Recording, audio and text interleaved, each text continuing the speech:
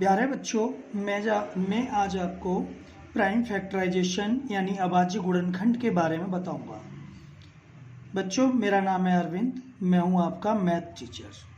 Student, आज मैं आपको प्राइम फैक्टराइजेशन के बारे में बताऊंगा क्योंकि ये सब्जेक्ट बहुत से बच्चों का वीक है और बड़ी क्लास में आने के बाद भी बच्चे प्राइम फैक्टराइजेशन को नहीं समझ पाते हैं।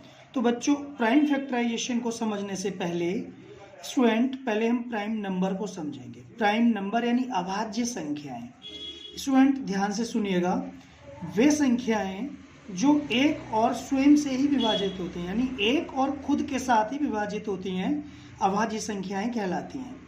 इंग्लिश में prime number the numbers that is divisible by one and itself. वे संख्याएं, दोबारा बता रहा हूं, जो वन और इटसेल्फ में खुद के साथ ही डिवाइड होती हैं, वो प्राइम नंबर कहलाते हैं। अब स्टूडेंट, 1 से 100 तक के प्राइम नंबर मैंने लिख रखे हैं।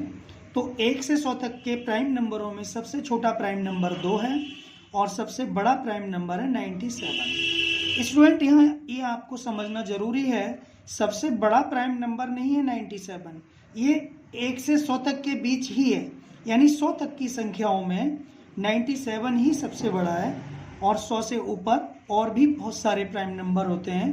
प्राइम नंबर इन्फिनिटी तक होते हैं, जैसे काउंटिंग इन्फिनिटी तक होती है। तो बच्चों, 2 से लेके 100 तक इतने सारे प्राइम नंबर्स हैं, जैसे 2, 3, 5, 7, 11, 13, 17, 19, ऐसे ही चलते चला जाएगा। और ये 71, 73, 79, 83, 89, 97। स्टूडेंट, इसी तरह से दूसरे डिजिट होते हैं कंपोजिट नंबर। कंपोजिट नंबर भाज्य संख्याएं और प्राइम नंबर अभाज्य संख्याएं। स्टूडेंट, कंपोजिट नंबर क्या होता है? कंपोजिट नंबर वो नंबर है जो 1 और अपने अलावा भी किसी न किसी नंबर से जाता है। तो देखो स्टूडेंट, 4, ठीक है ना? 4 नंबर किस किस में आता है? 2 की टेबल में आता है और 4 की में भी आता है और 1 की में भी आता है। तो ये अपने अलावा यानी 1 के अलावा और 4 के अलावा ये 2 में भी आता है, तो ये कंपोजिट नंबर हो गया। आप इस तरह भी समझ सकते हो कि जो कंपोजिट नंबर होते हैं उनके 2 फैक्टर्स होते हैं, 3 फैक्टर्स होते हैं सॉरी, और इनके होते हैं 2 फैक्टर, ठीक है ना? तो ये 4, 6, 8, 9 3 की टेबल में आता है और 8 4 की में भी आता है, 8 की में भी आता है, यानी अपने अंदर की टेबल में भी जरूर आते हैं ये। 9 के बाद 11 नहीं है क्योंकि 11 यहाँ पर है। 12 किस किस की में आता है? 2 की में आता है, 4 की में आता है, 6 की में आता है और 12 की में आता है, यानी 3 या 3 से अधिक इनके फैक्टर हो सकते हैं। इनके सिर्फ और सिर्फ 2 ही फैक्टर होंगे करोगे तो, ठीक है ना? तो मैं देखो बता रहा हूँ प्राइम नंबर का कुछ एग्जांपल लेके आपको। पहले मैं इसका एग्जांपल ले रहा हूँ। यहाँ पे जैसे 2 है, तो ये 2 किसकी टेबल में आएगा? 2 1 की टेबल में आएगा और 2 की में आएगा बस।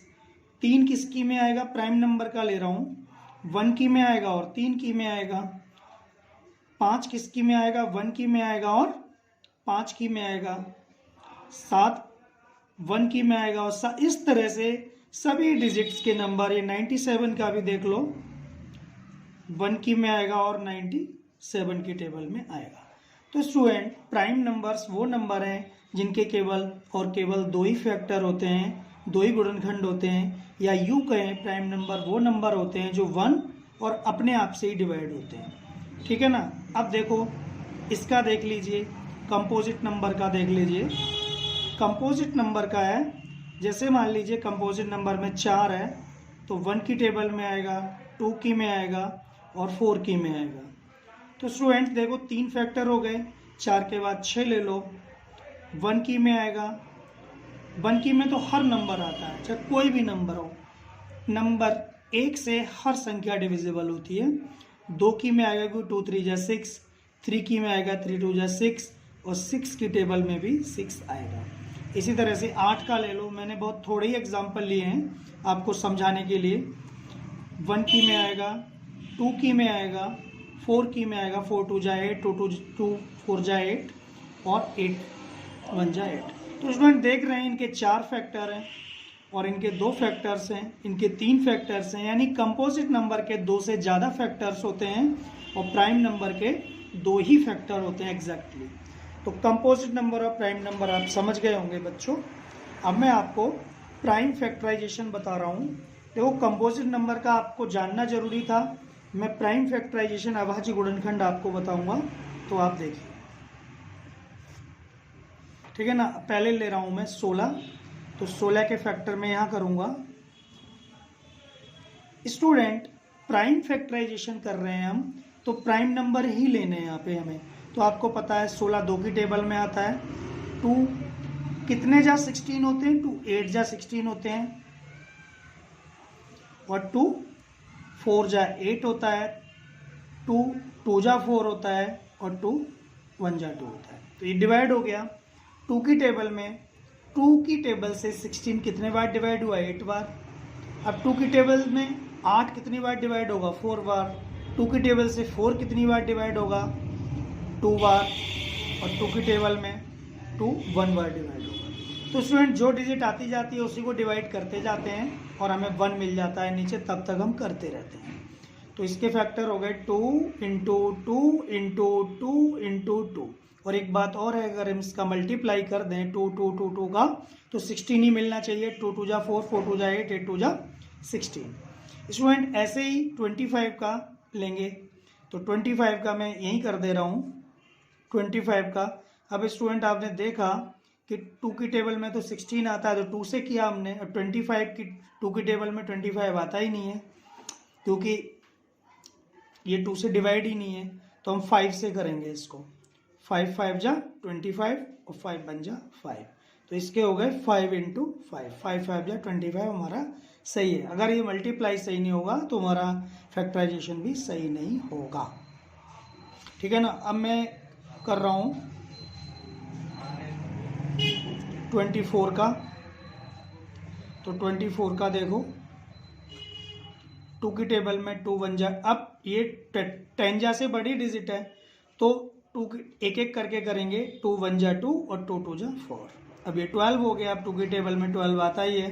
2 कितने जा पे आता है, 6 जा पे, 2 6 जा 12। 2 की टेबल में 6 कितने पे आता है, 3 जा पे, तो 2 3 जा 6। अब 3 1 जा 3। तो ये बहुत आसान है, 2 2 2 3, 2 इंटू 2 इंटू 2 इंटू 3। अब इनका मल्टीप्लाई करके देखो, 2 2 जा 4, 4 2 जा 8, 8 3 जा 24। चाहे इधर से कर लो चाहे इधर से कर लो, एक ही बात है। 3 2 जा 6, 6 2 जा 12, 12 2 जा 24। स्टूडेंट ऐसे ही बहुत सारी डिजिट्स हैं, मैं 96 का कर रहा हूँ। तो अब आप देखिए 96 बड़ी डिजिट है, ये 2 से जाएगा। लास्ट का डिजिट देख लेते हैं। हमें 2 से क्या पहचान है कि 2 से डिविजिबल होगा, हमें ये जानना जरूरी है कि ये डिजिट आखिर जाएगी किससे। तो 96 से 2 की टेबल में आता है। अरे अरे क्यों नहीं आता 2 की टेबल में भाई बेटे, इसलिए आता है क्योंकि अगर हम 2 की टेबल लिखते चले जाएं 10 जा के बाद भी, तो 96 रास्ते में मिल जाएगा हमको। तो इसलिए हम इस 6, जैसे मान लो 2 की टेबल में 2 से क्या क्या डिजिट डिविजिबल होती है, जिसके लास्ट में 0 आ जाए, 2 4 6 और 8, ये डिजिट 2 से डिवाइड होती है। अगर ये लास्ट में मिल गया हमें, तो 2 से आप डिवाइड कर सकते हो। तो ये 6 है, तो 2 से डिवाइड कर रहा हूं मैं। तो 2 की टेबल 96 में एक साथ नहीं देनी, 1 1 करके देनी, क्योंकि ये थोड़ी बड़ी डिजिट है। 2 4 जा 8, तो 2 की टेबल ऐसी पढ़ो 9 से ज़्यादा ना जाए। तो 2 4 जा 8, अब एक कैरी उधर चला गया, एक तो 16 हो जाएगा। एक यहाँ लगा दोगे, लगाना नहीं है आपको, तो दिमाग में लगाना है। अब 16 हो गया, तो 2 की टेबल ऐसी पढ़ो कि 16 से ज़्यादा ना जाए। 2 8 जा 16, ये डिवाइड हो गया। अगर नहीं आ रहा है तो डिवाइड करके देख लो आप इस तरह से। 96 को 2 से डिवाइड करो, 2 4 जा 8, 2 4 जा 8 और 1 बचा, और 2 8 जा 16। तो ये 48 हो गया ना। तो वही 48 हमने डिवाइड करके लिख दिया। अगर आपको नहीं आता है तो ऐसे रफ पे डिवाइड कर सकते हो। तो 2 से फिर दे दो, 2 2 जा 4, अब 2 का 8 में, तो 2 4 जा 8, फिर अब 24 हो गए, फिर भी 2 से दाब दोगे स्टूडेंट फिर हमने 2 1 जा 2 और 2 2 जा 4 कर दिया, यानी 24 को 2 से डिवाइड करने पर 12 आया।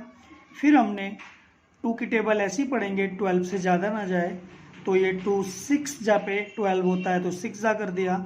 फिर भी ये 2 से जाएगी, ये 3 से भी जाएगी, 2 से भी जाएगी, तो 2 ही चल रहा है तो 2 से ही दे दिया पहले। 2 3 जा 6। अब ये 2 से जा नहीं सकता क्योंकि 2 की टेबल में 3 आता ही नहीं है, तो 3 से ही देना पड़ेगा क्योंकि 3 भी एक प्राइम नंबर है, आपको पता है। तो ये सारे प्राइम नंबर 2 2 2 और 3 ये इसके हो गए फैक्टर।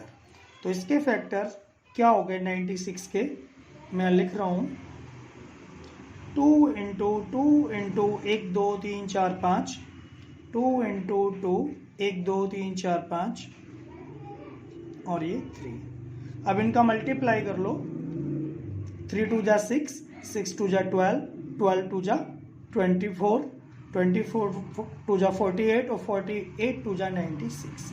हम इनको मल्टीप्लाई करके भी वही मिल रहा है और इसलिए हमारा ये प्राइम फैक्टराइजेशन बिल्कुल सही है। तो इस तरह से हमने आपको कुछ प्राइम फैक्टराइजेशन के एग्जाम्पल दिए। हम आपको अभी प्राइम ट्री मेथड से प्राइम फैक्टराइजेशन कैसे करते हैं वो भी सिखाएंगे। आज के लिए इतना ही। अगली वीडियो में हम आपको आगे भी बहुत अच्छी अच्छी बातें बताएंगे मैथ की।